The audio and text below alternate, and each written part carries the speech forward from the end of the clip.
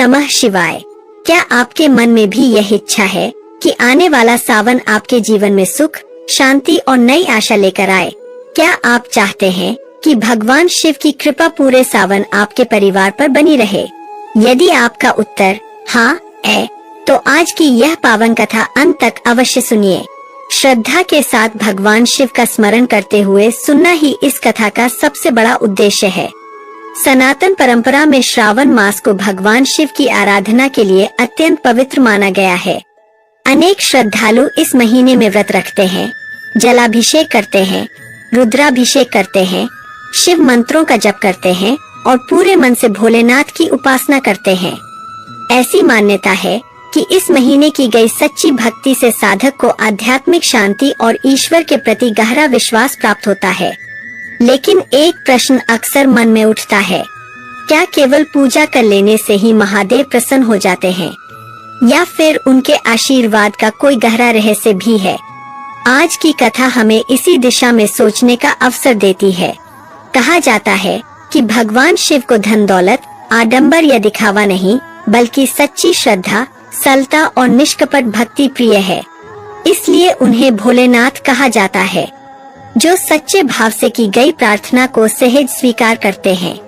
इस कथा को शुरू करने से पहले आइए पूरे मन से भगवान शिव का स्मरण करें। ओम नमः शिवाय, ओम नमः शिवाय, ओम नमः शिवाय। हे कैलाशपति महादेव, हमारे मन से अहंकार, भय और नकारात्मकता को दूर करें। हमें सत्य के मार्ग पर चलने की शक्ति दें। हमारे परिवार पर अपनी कृपा बनाए रखें और इस पावन सावन में हमें सद्बुद्धि, संयम और भक्ति का वरदान दें। अब आइए श्रद्धा और विश्वास के साथ उस दिव्य कथा की ओर बढ़ते हैं, जिसे सुनने के बाद सावन का महत्व और भी गहराई से समझ में आता है। ओम नमः शिवाय। आइए अब उस दिव्य प्रसंग की ओर बढ़ते हैं, जिसके कारण श्रावण मास को भगवान शिव की आराधना का सबसे पवित्र समय माना जाता है। पुराणों में वर्णन मिलता है कि एक समय देवताओं और असुरों ने अमृत प्राप्त करने के लिए समुद्र मंथन किया। मंदराचल पर्वत को मथनी और वासुकी नाग को रस्सी बनाकर क्षीर सागर का मंथन आरंभ हुआ।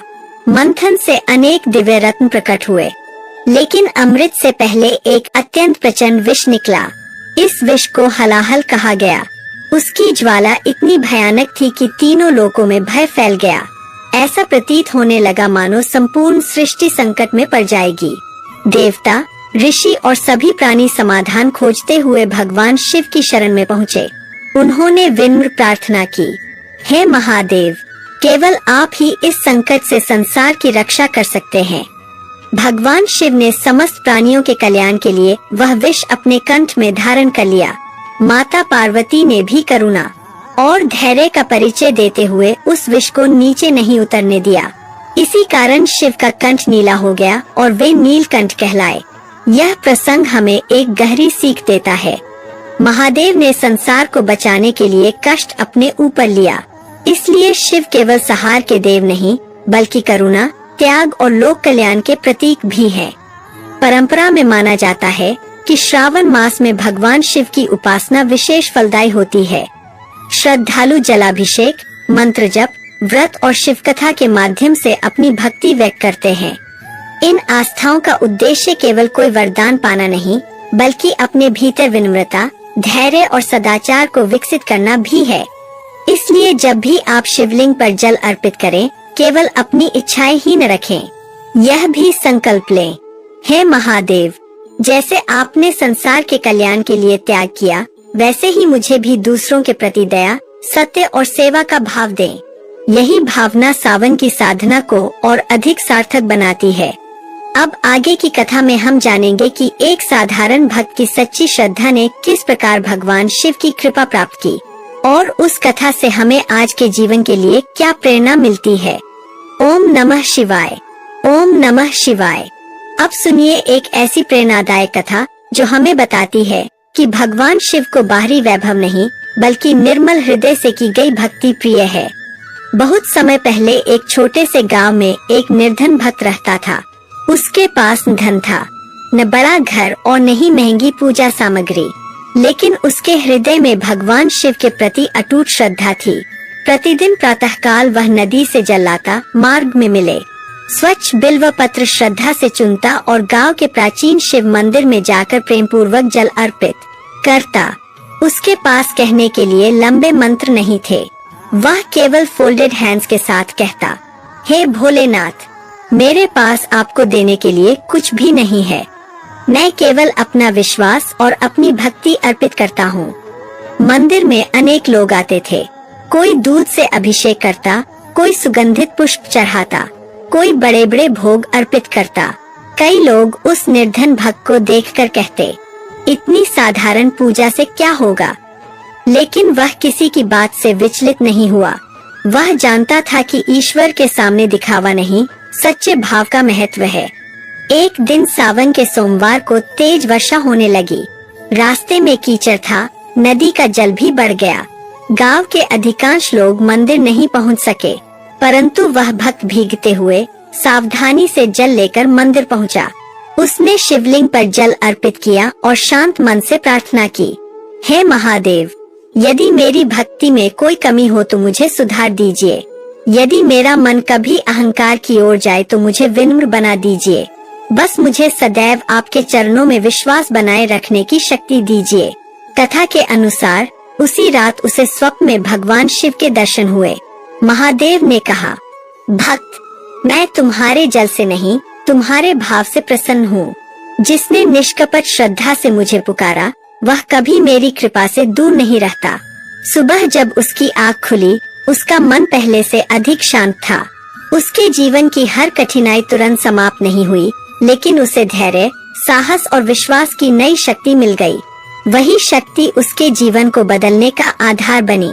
इस कथा से मिलने वाली सीख, सावन हमें यह याद दिलाता है कि भगवान शिव की उपासना केवल अनुष्ठानों तक सीमित नहीं है।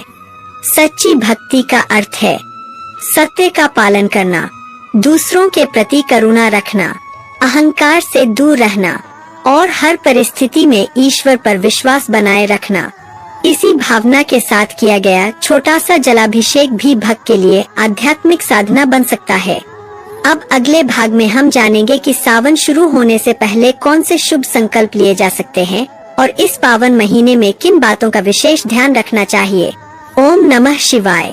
प्रिय भक्तों, अब प्रश्न यह है कि जब सावन आने ही वाला है तो हम अपने मन और जीवन को इस पवित्र महीने, सबसे पहला संकल्प, मैं अपने मन से क्रोध, ईर्ष्या और कटु वचन को कम करने का प्रयास करूंगा।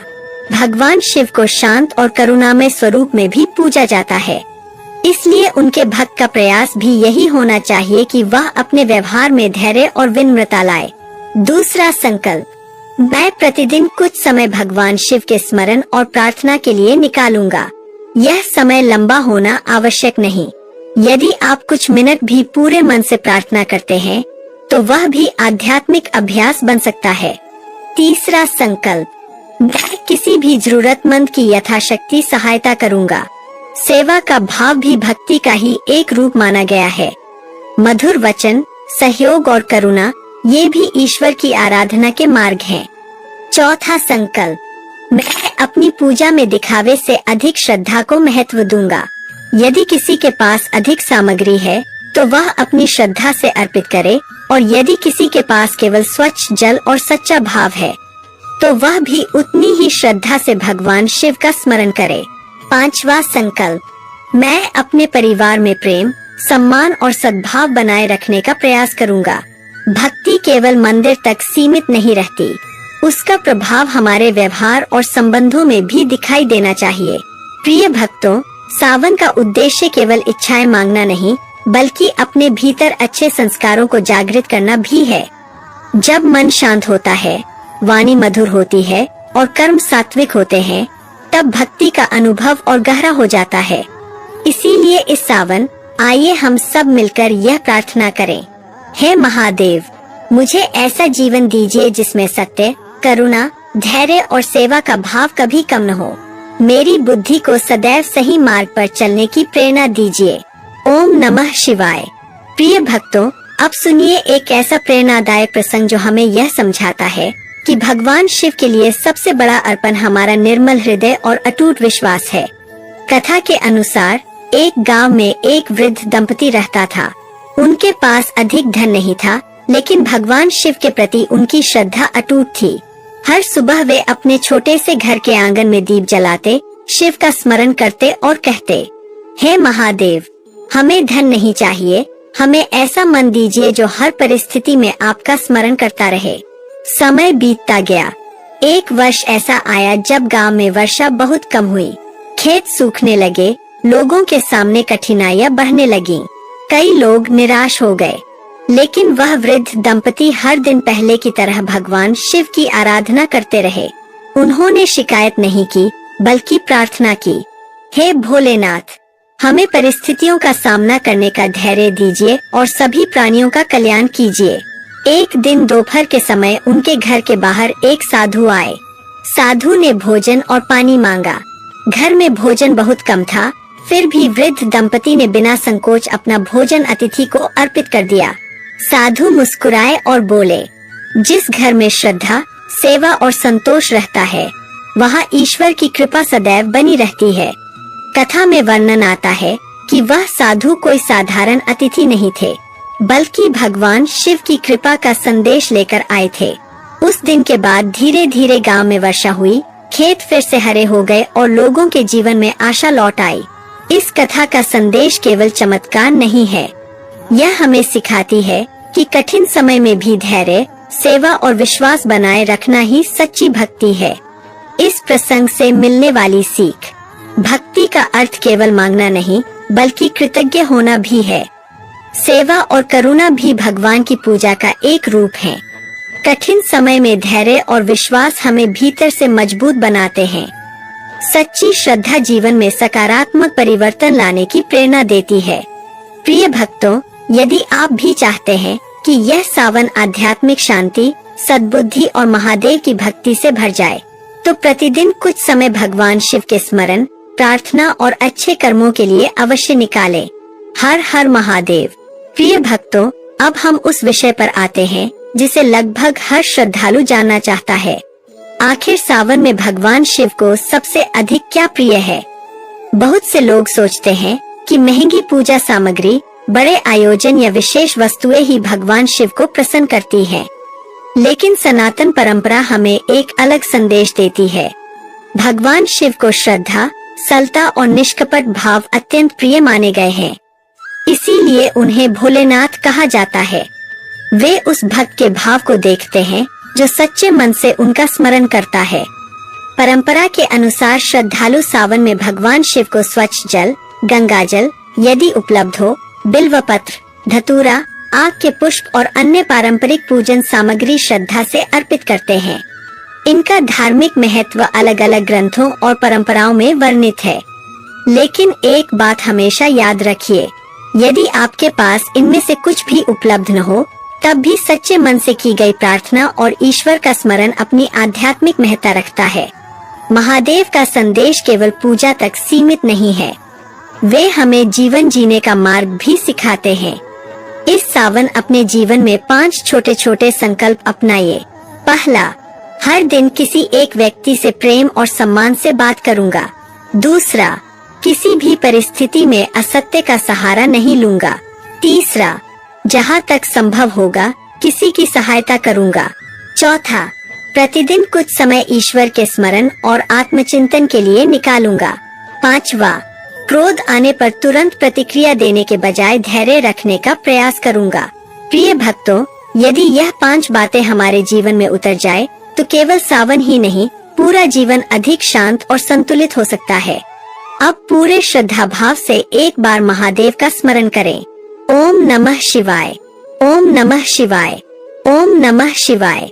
हे कैलाशपति, हमारे जीवन से अज्ञान का अंधकार दूर कीजिए। हमें ऐसा विवेक दीजिए कि हम सही और गलत का निर्णय कर सकें। हमारे परिवार में प्रेम, सद्भाव और स्वास्थ्य बना रहे और इस पावन सावन में हमें आपकी भक्ति से कभी दूर न होने दें। हर हर महादेव।